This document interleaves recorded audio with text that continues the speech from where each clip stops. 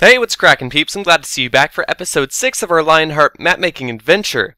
And what we have in front of us right now is Lord Duval. So you can see him in all of his glory. He has a nameplate now, so that's pretty cool. One quick question though, should I make this nameplate colored? So should I make it blue colored the same way that his name's going to appear in the text when he talks and does dialogue, or does his name stay white just like that so he actually looks like a player? I don't know. You guys choose. You just go ahead and comment what you guys think. But anyways, what we have behind us, well, what we have in our hand actually is Isabel. So if you remember this old Isabel, she was using the crude system and her model was very basic and everything. I've redone her and I think you guys are going to love it. So right here what we have is new Isabel. So look at that. The arms are swaying and everything. I'm also using a new idle animation, which I'll explain to you guys later. But so this is Isabel. New Isabel, at least. Same thing, she has the white name tag going on. But I really love this model. I don't know. I wanted her to wear a dress, but I don't know. I think her pants are okay. I think, well, it's supposed to be a dress. I think it looks okay, but I love, like, the little detail I've added to the shirt and everything. I love the sleeves, and I really like this model. I think it looks really cool. So that's Isabel. Okay, different eye color. You know, I want all the NPCs to have different eye color. I also tried to add these little eyelashes right here, if you can see them, just to tell the difference between men and women. I think that's what I'm pretty much going to do for the whole map, so that's that. So that's Isabel. And then also I have another character, which I don't think I've explained to you guys just yet, but his name is Chavis, okay? So the mustache on Chavis, I'm not too sure. I might add a little split to it right in the middle. Won't just make it a big black line. But this is Chavis, okay? And Chavis is supposed to be the cook for the whole entire town. His place is actually down here. Let's go down here. His place is this building right here, I believe. Let's see. Yeah, so he owns like the bakery, like the chef store, or whatever goes on down here. And so pretty much Chavis is a super intelligent guy. He just is limited because he's a chef, you know. He wants to be a mathematician, but he's a chef. He wants to be a dominator. He wants to, like, really run something powerful, but he's limited. So he's joining the coalition of of Isabel. I don't have Adam yet. I guess you're Adam, so I'm not going to model him. But so he's going to join the coalition between Isabel and Adam and just the rest of the peasants to overthrow the village. But he's pretty much the head coordinator of the whole entire thing. And that's the significance of Chavis. So he's supposed to be a chef. I think I did okay. Like, can you tell that's a chef hat? That's supposed to be an apron. It's a little off right there. I need to change the model a little bit. But that's supposed to be an apron. Yeah, I think it's okay. I think it's good. I don't know. I'll probably mess around with it a little bit, but that's Chavis. And before I make it any further into this episode, I need to remember I'm looking for somebody who's able to program either C++ or C#. What I'm trying to do is something really, really cool with the Connect, okay? Something very similar to what Seth Bling's done, but I'm trying to do my own kind of style on it. And I don't want to spoil it for you guys, but pretty much if any of you guys have experience with programming a Connect, either working with C++ or C#, just any way of working with the Connect, or if you know somebody who knows how to program the Connect, please, please, please tell me, comment me, instant message me, do whatever you need to do, contact me on Twitter, on YouTube, down in the comments section, whatever. But I'm just in dire need of somebody who knows how to program a Connect. I have a Connect. I got the cord and everything to hook it all up, but it's so hard to teach myself how to program. I'm losing that self-drive to teach myself, which I've been trying to do for the past 2 weeks. That's kind of why I've had a lack of an episode, because I've been trying to learn how to do this, and I'm just having no luck. So if anybody knows somebody who can program, please get them in contact with me. I'm really trying to do this, and I promise you guys, once it's done, it's going to be super mind-blowing in this map. It will actually, once I get this thing done with the Connect, the amount of time it'll take to release this map will probably go from an estimated, like, 4 or 5 months down to maybe even like a month or 2 months. Like, it's going to reduce the amount of time significantly. Once again, I don't want to tell you what I'm doing, but I just need that programmer, okay? So if you guys can help me out, please do contact me somehow. But so anyways, last episode you remember we had these two modules right here. We had one right here for arm animation, and then we also had one right here for the walking animation. Well, that's all been replaced with this thing right here and this thing right here. So pretty much, if you look at the idle animation that we had, the arms just went outwards and inwards. They wouldn't actually change, they would just change on one axis, while what your arms actually do in Minecraft, you can see it, they're changing in both axes. They're going outwards and inwards, and they're going forwards and backwards. So Onnowhere tediously programmed each and every part of this idle animation into this module right here. So big shout out to Onnowhere. But if you can see, let's see if we can see it on Isabel a little bit better. The arms are going inwards, the arms are going outwards, and he pretty much remade it exactly how it's supposed to be on your character. So it's super cool. So that's that. But we also have another thing that we were doing. So a big problem on the map was how are we going to get these characters to move? Okay, how are we going to make, let's say, Duval walk from point A to point B? Were we going to type in, alright, TP right here, TP right here, TP right here, TP right here? That would have been so super tedious and so annoying to do. What me and Onnowhere actually created was a system that uses not only an MC Edit filter, but also in-game tracking to actually map out and motion capture what we want the NPCs to do, which is cool. So let me go show you guys how it works. So the system I'm about to show you is pretty simple, and for the most part, most YouTubers, most command block map makers have all pretty much showed you this concept before, but I'm going to give myself the tag called tracking, okay? So I'm going to do this, and now I'm tracking, okay? So when I give myself the tracking tab, I'm actually tracking my location in-game, okay? And then I can track my sprint too. So if I go ahead and sprint, I can jump around too. I can even walk again and anything. And so it's tracking my location until I remove the tag like I just did.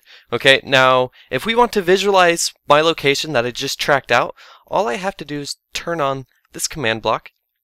You can see this path right here is what I just mapped out. So you can see we started right here, we went walking, we followed this route, and then we also kept on walking here, and then right here when you see these arches, we started jumping, okay? And then we stopped our track right there. But then I can also show you guys one more thing. If I turn on this command block, you'll be able to very faintly see it, but you can see where we were sprinting. So you see at the very beginning, there's no particles because we were walking. But once we get right here, that's the very exact moment we started sprinting in that clip. And you can even go back and watch it. But so where there's all these white particles, that's where we were sprinting. It doesn't show sprinting while you jump, but while you're on the ground still, it shows sprinting. And yeah, and then we started walking for the very, very end. But that is pretty much how we track our position in-game. The reason why I don't have this on by default is just because it causes a whole bunch of lag, and especially if you're trying to get the most amount of frames, it can be very difficult. So let me just go ahead and kill all of these things. Alright, let me turn back off these two command blocks. So pretty much what I'm going to do is if I want to make, let's say, a route, if I want to map out where I want the character to walk, except let's say I want the character to do this parkour course, okay? What I would do is I would start right here, I would go ahead and I would add tracking. So now I'm doing this, okay, I'm hopping up on top of here, gotta do that jump, which I missed of course. I jump up on here, I do the first jump, I do the second jump, I'm going up these slabs, I'm now going up these stairs, and then freestyle, woo! And that's pretty much that. Now what I'll have to do is I'll have to remove the tracking tag from myself, okay? Now if we want to visualize them just for the sake of the video, let me turn these two on. You can see, so we started right here. We missed the first jump. Yeah. So we started right there. We missed the first jump. We landed right here. So we made our way back. We went up here instead. There's a lot of particles right here just because we were AFK. Well, we weren't AFK, but we were still right here for quite some time. So that's why it's like that. But then we sprinted our way up here. That's why you can see the sprint tags. And then we walked our way up here. And yeah, and then we jumped down and everything. That was pretty much that. So now if we head on over to MC Edit, we can actually run the filter. So I'll meet you guys over in MC Edit.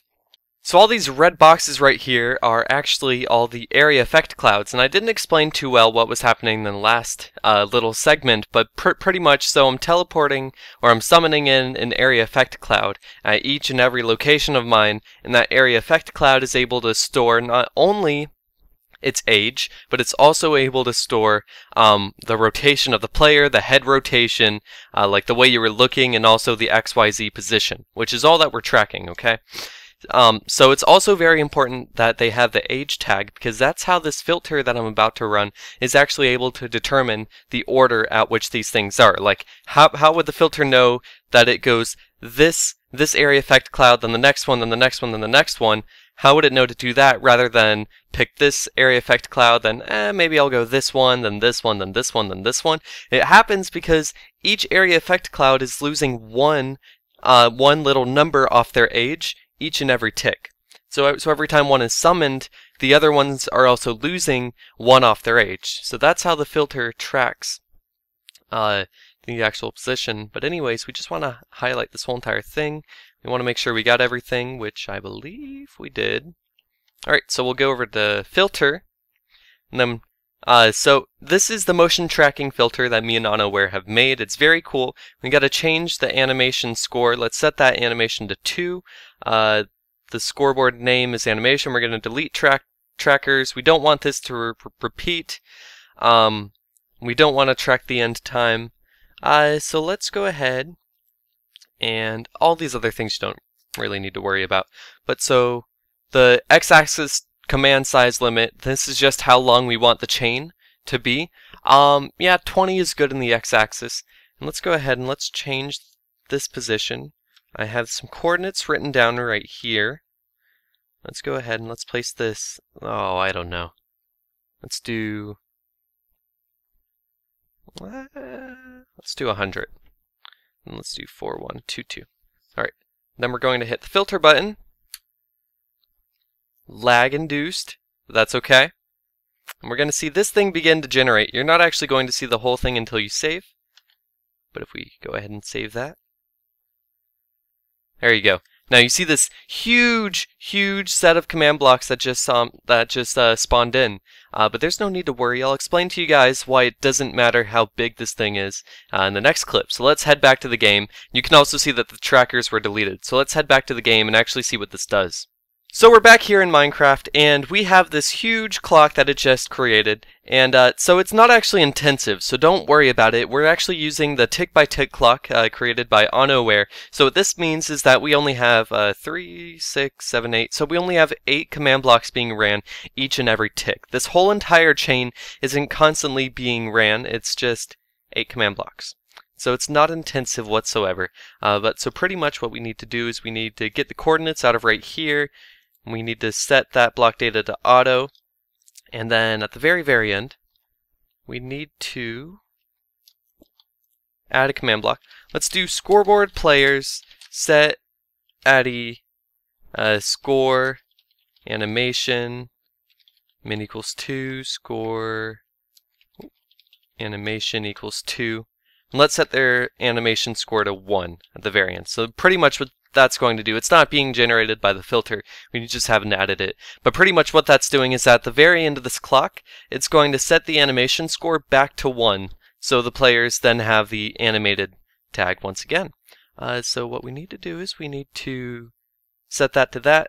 So we need to do the block data, but then we also need to choose which armor stand is going to be affected. So the cool part about this is since it's running a score, I could make any NPC run this. So I'll show you, I'll make it run off of Isabel at first, but I could easily change it to Duval very simply. So let's do scoreboard players, let's set Addy with the tag of Duval. Let's set their tag score, let's set that to animation 2. And then let's go ahead and let's block data. What is this? 2 in the X. Let's block data that. And let's just make it go auto 0. Alright, I believe that's it. Fingers crossed, let's hope this works. And there we go, we got Duval right there. Oh, you see Duval missed the very first time, but that's okay. He's going back. Made the jump that time, that's perfect. There we go. And freestyle. And that's that. You see? Now, if we were to run this one more time, you can also see it again.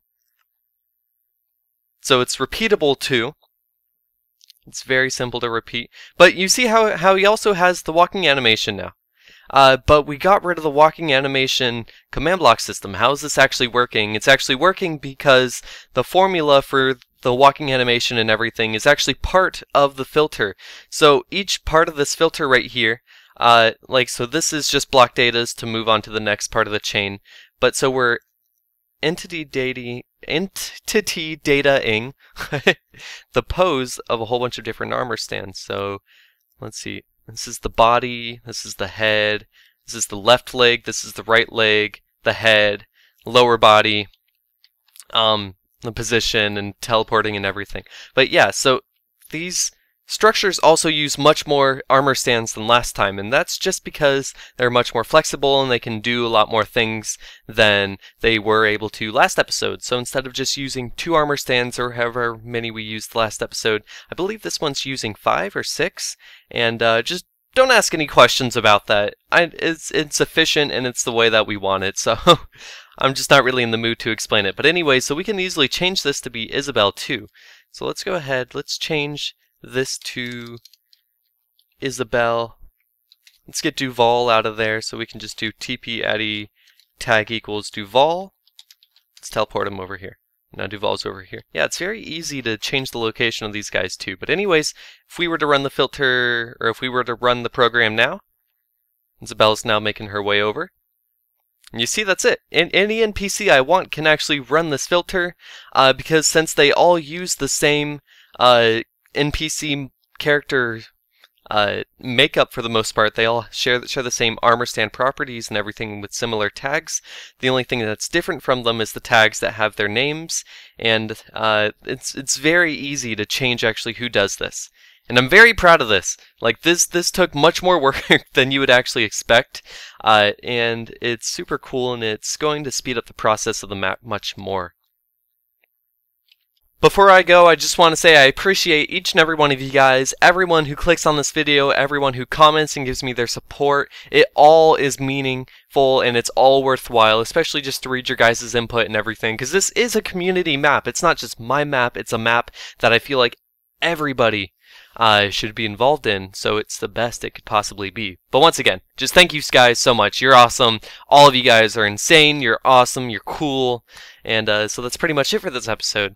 If you want more, go ahead and like. If you haven't already, go ahead and subscribe. But I'll talk to you guys later. Alright, peace.